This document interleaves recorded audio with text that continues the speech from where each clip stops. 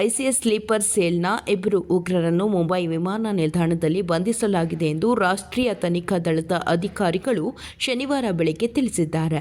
2023ರಲ್ಲಿ ಪುಣೆಯಲ್ಲಿ ಐಇಡಿಗಳ ತಯಾರಿಕೆ ಮತ್ತು ಪರೀಕ್ಷೆಗೆ ಸಂಬಂಧಿಸಿದ ಪ್ರಕರಣದಲ್ಲಿ ಇವರಿಬ್ಬರು ಎನ್ಐಎಗೆ ಬೇಕಾಗಿದ್ದರು. ಬಂಧಿತರನ್ನು ಅಬ್ದುಲ್ಲಾ ಫಯಾಜ್ ಶೇಖ್ ಅಲಿಯಾಸ್ ಡಯಾಫರ್ ವಾಲಾ ಮತ್ತು ತಹಲ್ ಖಾನ್ ಎಂದು ಗುರುತಿಸಲಾಗಿದೆ. ಆರೋಪಿಗಳು ಶುಕ್ರವಾರ ರಾತ್ರಿ ಮುಂಬೈ ಅಂತಾರಾಷ್ಟ್ರೀಯ ವಿಮಾನ ನಿಲ್ದಾಣದ ಟರ್ಮಿನಲ್ 2ರಲ್ಲಿ ಎನ್ಐಎ ಬಲೆಗೆ ಬಿದ್ದಿದ್ದಾರೆ. ಇವರು ಇಂಡೋನೇಷ್ಯಾದ ಜಕಾರ್ತಾದಿಂದ ಭಾರತಕ್ಕೆ ಬರುತ್ತಿದ್ದರು. ಈ ಸಂದರ್ಭದಲ್ಲಿ ವಲಸೆ ಬ್ಯೂರೋ ಇವರನ್ನು ತಡೆದಿದೆ ಎಂದು ಅಧಿಕಾರಿಗಳು ತಿಳಿಸಿದ್ದಾರೆ. ನಂತರ ಅವರನ್ನು ವಶಕ್ಕೆ ಪಡೆದುಕೊಂಡು ಬಂಧಿಸಲಾಯಿತು ಎಂದು ಎನ್ಐಎ ಪ್ರಕಟಣೆ ತಿಳಿಸಿದೆ. ಇಬ್ಬರು ಆರೋಪಿಗಳು 2 ವರ್ಷಗಳಿಗೂ ಹೆಚ್ಚು ಕಾಲ ತಲೆಮರೆಸಿಕೊಂಡಿದ್ದರು.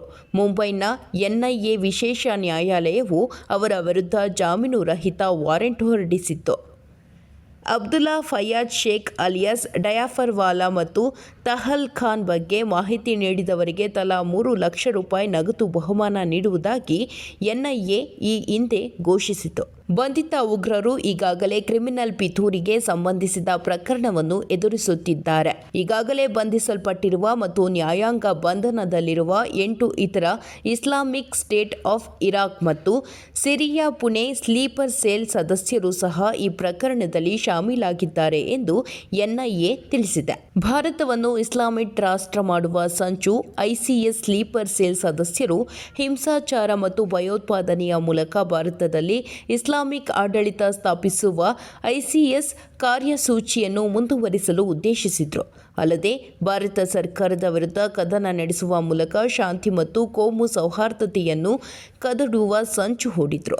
ಅವರು ಭಾರತದಲ್ಲಿ ಭಯೋತ್ಪಾದಕ ಕೃತ್ಯಗಳನ್ನು ಎಸಗಲು ಸಂಚು ರೂಪಿಸಿದ್ರು ಎಂದು ಎನ್ಐಎ ಹೇಳಿದೆ. ಬಾಂಬ್ ತಯಾರಿಕೆ ತರಬೇತಿ ಕಾರ್ಯಾಗಾರ ಆಯೋಜಿಸಿದ ಉಗ್ರರು ಬಂಧಿತ ಉಗ್ರರು 2022-2023ರ ಅವಧಿಯಲ್ಲಿ ಪುಣೆಯಲ್ಲಿ ಬಾಂಬ್ ತಯಾರಿಕೆ ಮತ್ತು ತರಬೇತಿ ಕಾರ್ಯಾಗಾರವನ್ನು ಆಯೋಜಿಸಿದ್ರು.